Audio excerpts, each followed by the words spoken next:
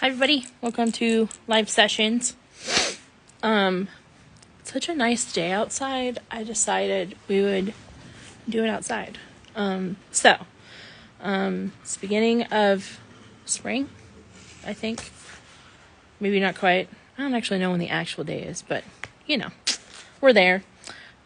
Today we have Dane Louis on. He's a new artist to the LMS family, and we're just gonna have him on and see what he's done. So hold on just one sec.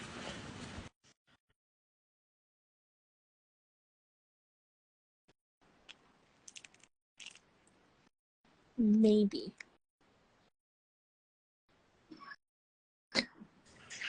How's it going? Hi, how are you? Good. How are you doing tonight? I'm doing good. Nice to see you. Nice to meet you. You as well. Yeah. How's everything been going your day today? It's going good. We're outside, and so I was like, oh, I was gonna go inside, and I was like, oh, it's so pretty out. I don't want to here. I'll show you. I don't want to. Oh So man, it sure is. yeah, yeah. Good Lord. Where are you at on the West Coast?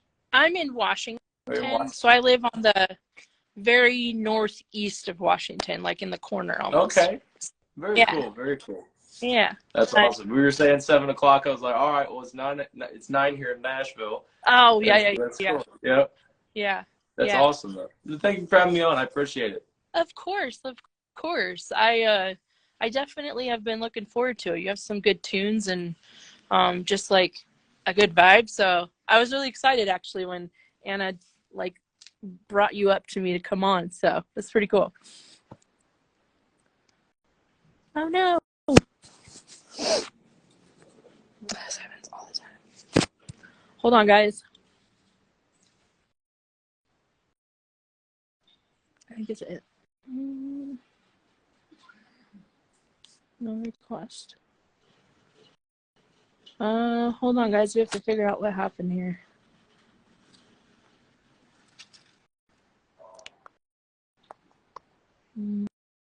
Oh, he re-requested. Let's see.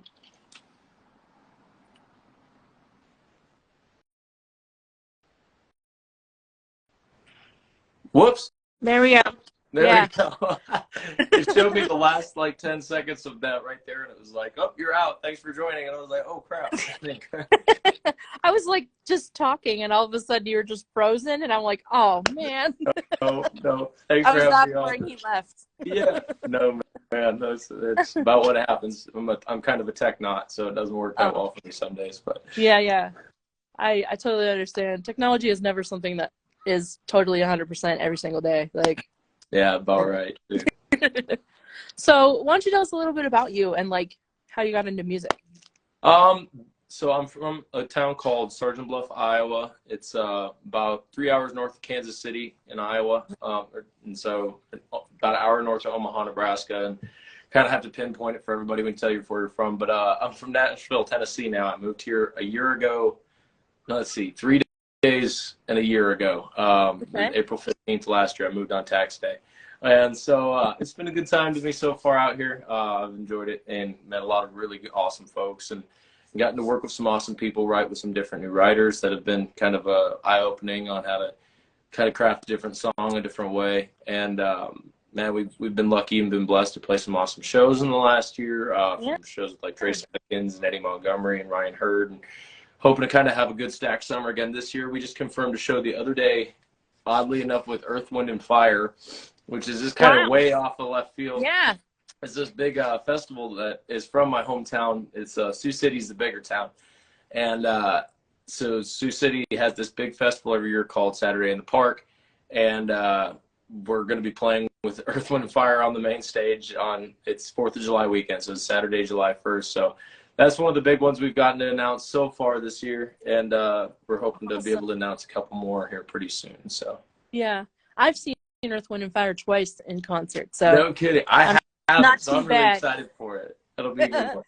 Yeah. They put on a pretty good show. So I wouldn't be too upset if I was opening for them.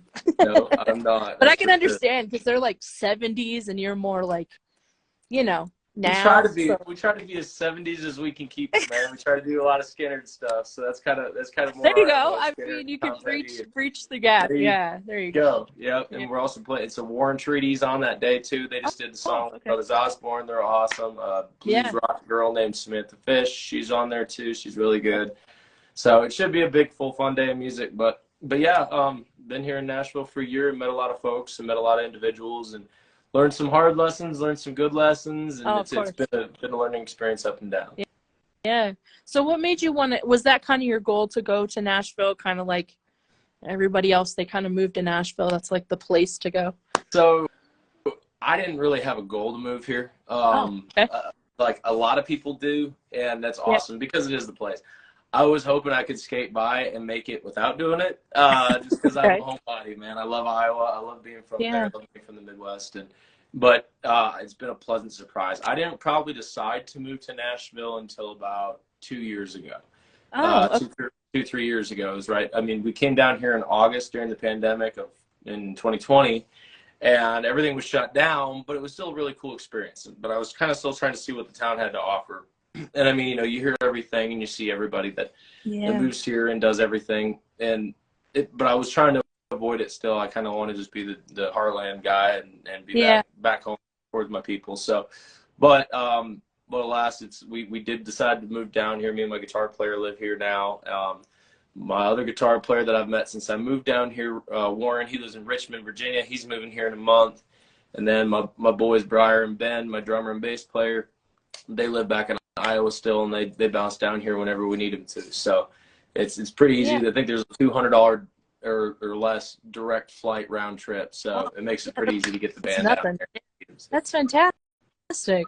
Awesome. Well, I'm glad that it's like it's easy for them to get to you, because I would imagine it would be kind of hard to like move and then have to find all new people when you have like a groove with people, That's it. Because I mean, we got some guys down here that we play with every now and again, and really good musicians. Whenever we're kind of in a pinch and it's a pickup show last minute, I'll call my buddies Tony and Steve. They'll be like, "Hey, we need a band tonight."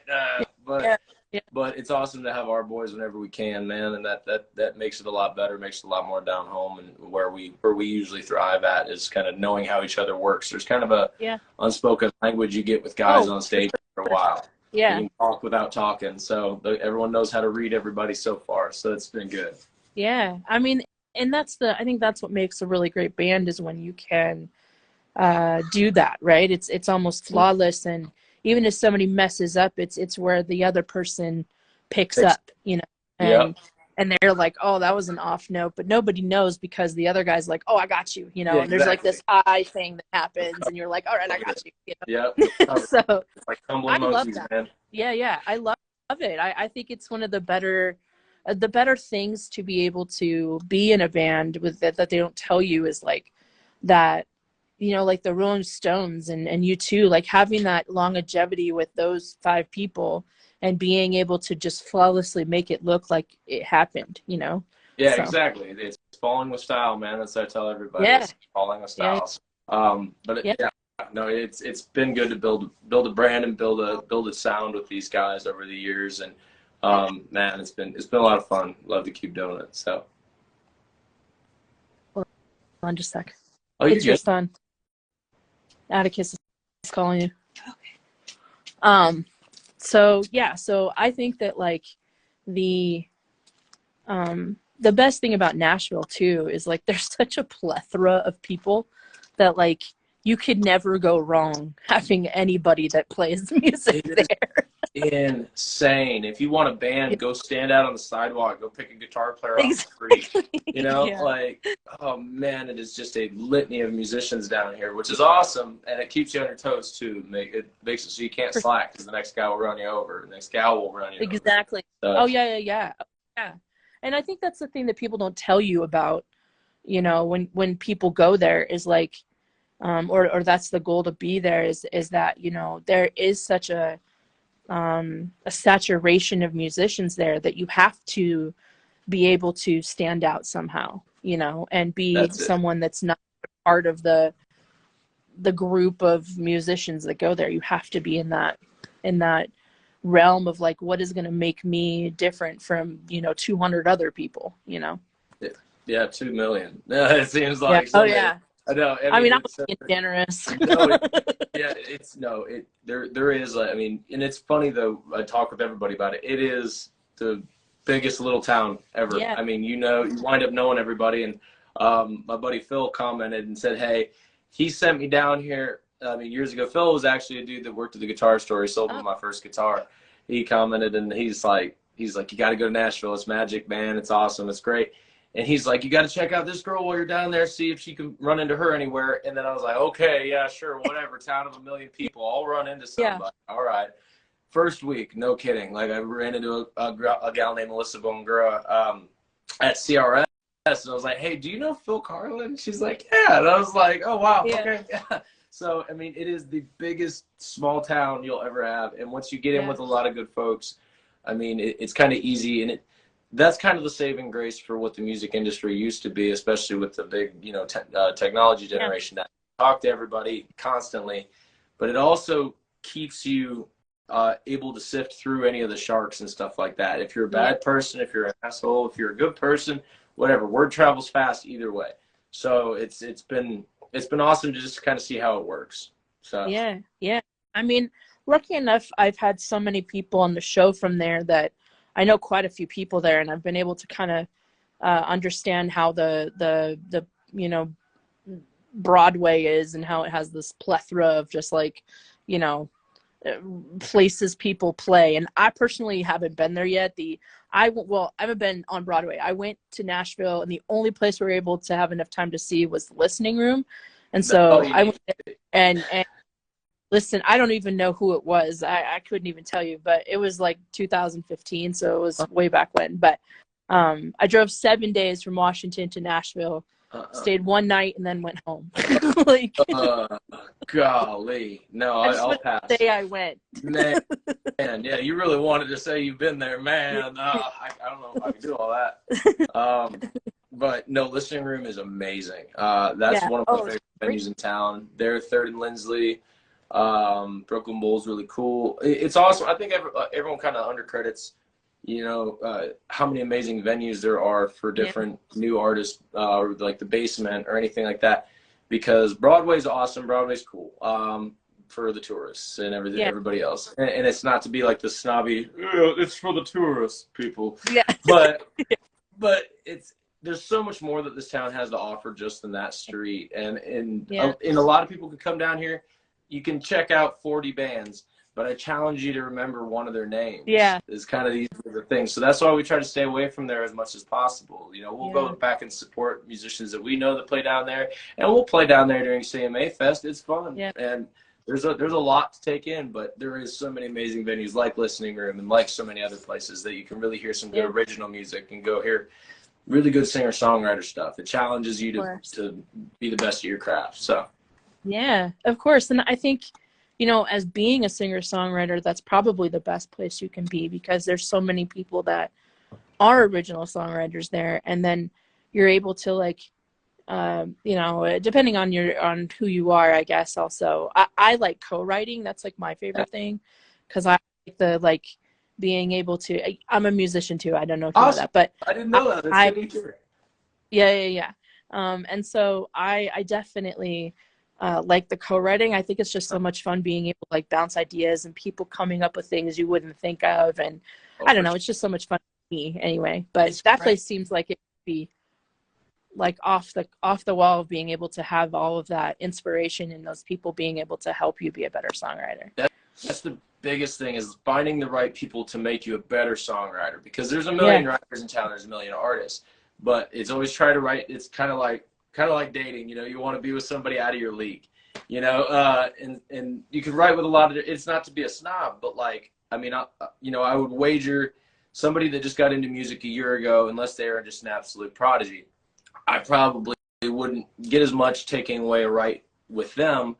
And I could, I might, but I've written with a couple awesome songwriters, like Jason Matthews. He wrote Lonely Eyes for Chris Young, and Must Be Doing Something Right for Billy Currington. Anthony Smith, he's written a lot of Montgomery Gentry's tracks, 2 George Strait #1s, and other stuff like that. So it's daunting when you get in the room with these guys, but man, they push you. Hold on. Hey guys, you gotta wait. I'm on a live. You need to wait. So find something else to do. You gotta wait.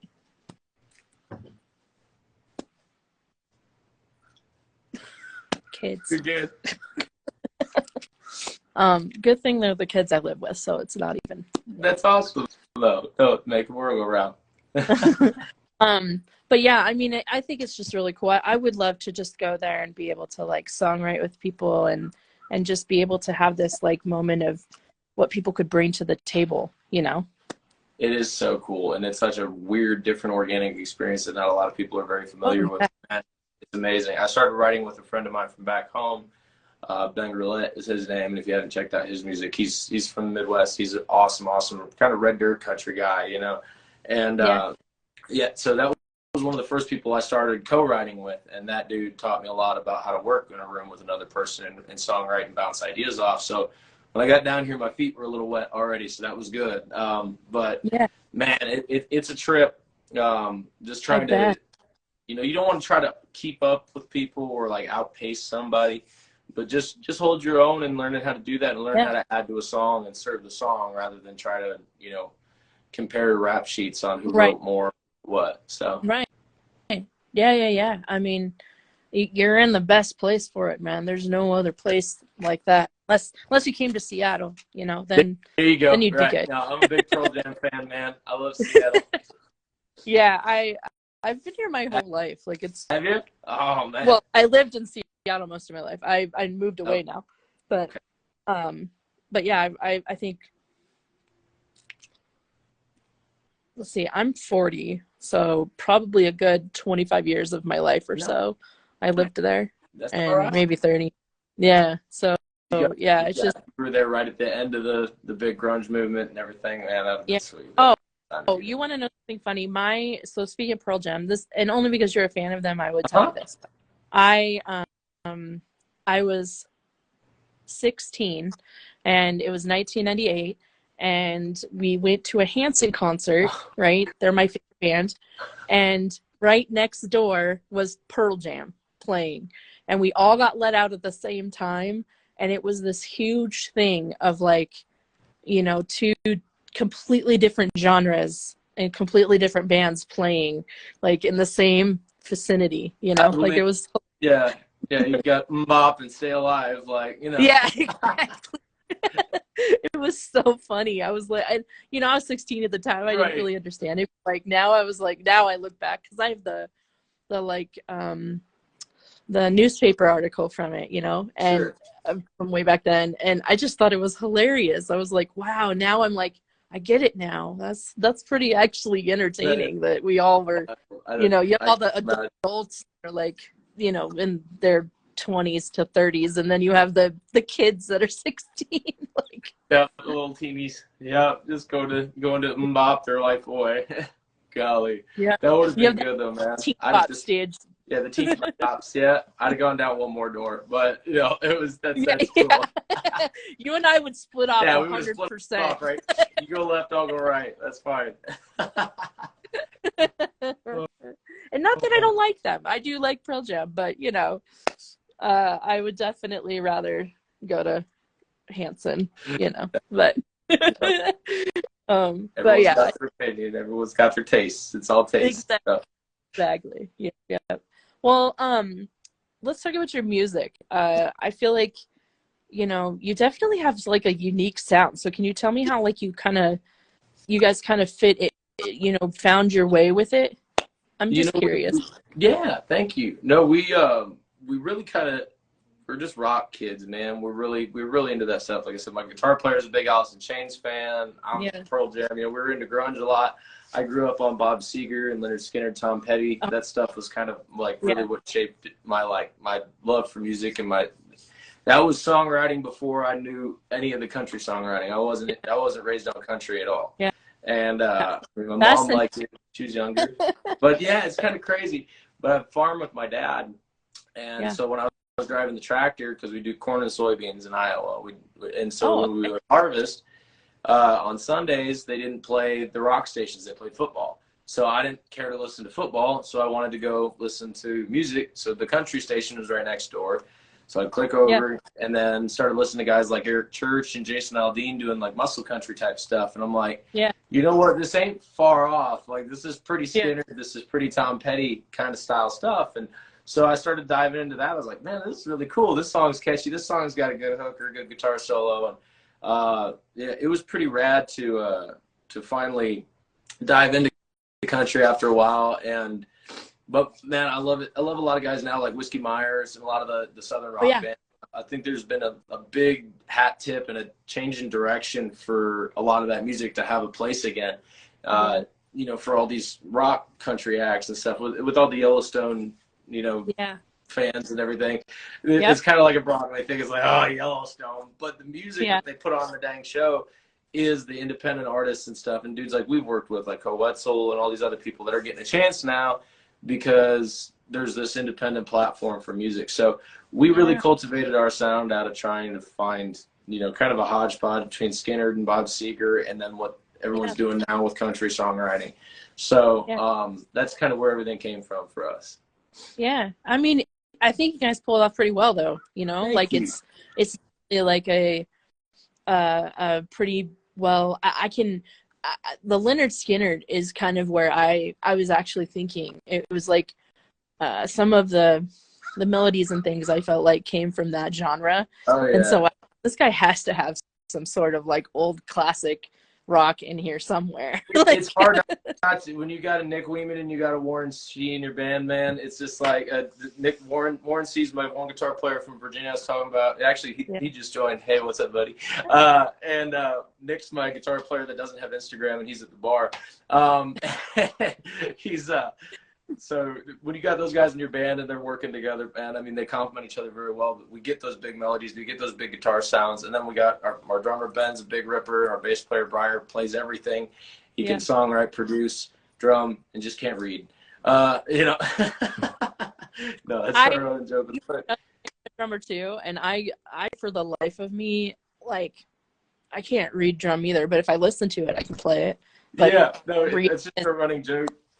Briar's such a genius with music, but we just say he can't read, like can't even read books, like, you know, like normal books, just because he's too smart at music. Normal. Like normal reading. Like, he can't read. Hear that. So, but we got a big rock band that we just slapped a country taste on, man. That was kind of where we, you know, we did it like Skinner did, I guess. So it's been fun.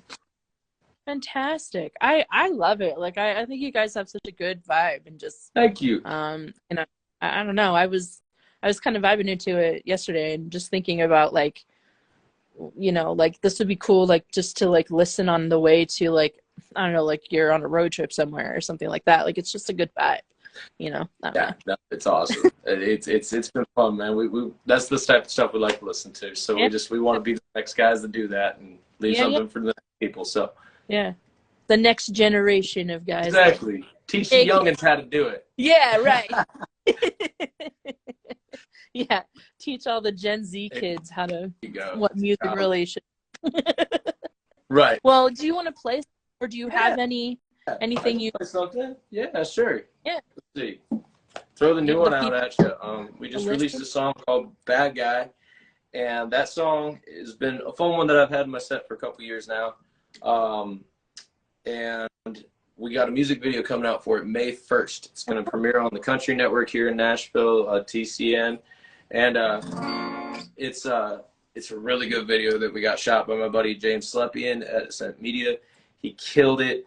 And we're really excited on this one. It was the first big real production music video we ever did. So stay tuned for that. It'll also be out on YouTube and everything like that. But yeah, here's Bad Guy. This was the song I heard, actually. What's that? Oh, this is the one you heard? This was the song I listened to, yeah. Cool. Well, this is the only one that works on acoustic. Everything else has too much guitar, so.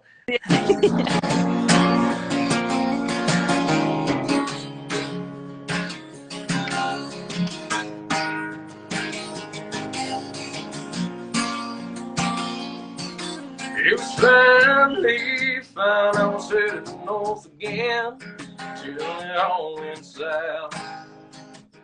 She walks out,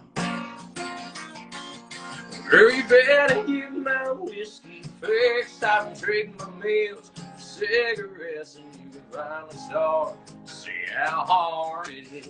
But if I have the right to choose, I don't walk a few miles in his shoes. So long as it may back to you, I'll make him a good guy. Baby, I turn bad, turn my cheek and say goodbye to what we had. 'Cause I could be that drunken fool, call you late at night. I can resurrect your heartache with a touch of down. So if you feel like breaking your heart, just one more time, I'll make him a good guy. Maybe I'd be the bad guy. Do you know why? 'Cause it seems every time we're back on track again, here he comes rolling, blowing on southern wind. In a month or two, it's the same old hell that you come to know oh so well. You can finally start to see how hard I felt. But if you feel like getting to walk around, girl, I can do my best to let you down. I'll make him the good guy. Baby, I turn bad, turn my cheek and say goodbye to what we had. 'Cause I could be that drunken fool, call you late at night. I can resurrect your heartache with a touch of down. So if you feel like breaking your heart, just one more time, I'm making the good guy. Baby, I'll be the bad guy. I'm making a good guy. Baby, I turn bad, turn my cheek and say goodbye to what we had. 'Cause I could be that drunken fool, call you late at night. I can resurrect your heartache, touch of down. So if you feel like breaking your heart, one more time, I'll make him a good guy. Maybe I'll be the bad guy. Woohoo! That's that one. Thank you very much. No, clap, but you can't see. That's all right. We got 2 hands. That's all we got. Yeah.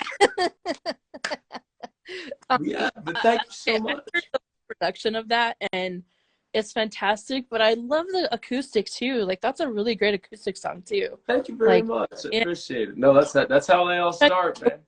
I know. I have a lot of people are biased, man. A lot of people like that a lot more. So I don't know. It's just kind of a different little game to play with it. So, you might consider doing like a little, like, I don't know, like a live version of it, like just acoustic.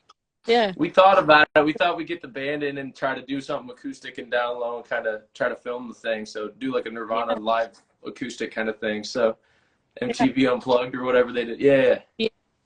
That'd be fun. Yeah. That was popular. Yep. That would work. But yeah, thank you so much for having me on tonight.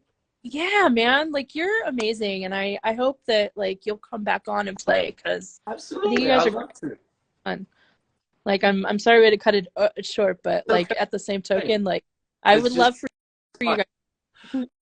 We're gonna try to get out that way this summer sometimes too. I think there's a thing. We're working with a festival out there. I can't remember where it's at exactly. I know it's called Farm Jam. We're trying to get it going this year. What? We're trying to get it going. That's my city. Okay. We're literally like, I'm actually trying to help like get bands for that. Okay. That's crazy.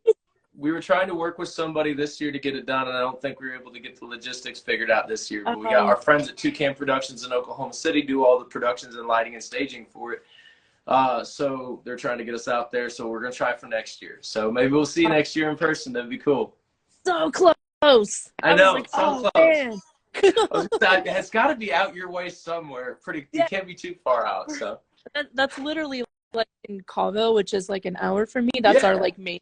Okay. And so that's go. where we Medellin Falls. So if you look up Medellin Falls, you'll see how like we're middle of effing nowhere, like nowhere. BFE, man. So it's kind of interesting that you of all the Small people, world. Like, Small world, man. Yeah. So, but yeah, we'll try to get something going next. So glad you came on, and it's been an absolute blast. And so please come back and like, Absolutely. grace. Maybe have everybody in the room. Like you don't have to play, but maybe have like everybody in the room so there we go. Meet everybody. We'll bring everyone along instead of just keeping them in the group chat or the chat there. So that sounds good. Yeah. All right. Thank you so much. These guys, and be sure to as always give them some love. Go check out their new songs. Bad Boy is the new one, right? I think. Bad Guy, yeah. Bad Guy. See, 50-50 chance. My publicist says bad guy all the time, or bad boy all the time. So yeah, that's just how it goes. Some days you're the pigeon, some days you're the statue. So right. You should write a song about that. Yeah, there you go. I'm the statue a lot of days, so right. I can play. But. You and me both, friends. Well, all right. Well, yeah, everybody, thanks for joining in. So many people joined in. Thank you for, some of the band joining in too. And we'll definitely have them back. Be sure to follow them again. And, I hope you enjoyed just a quick hello and just introducing them. So go follow them. If you're in Nashville, go see them play. Yo. Like, I think you guys are great. Thank you so much. Take her easy. Love you. Be good. You too. Bye.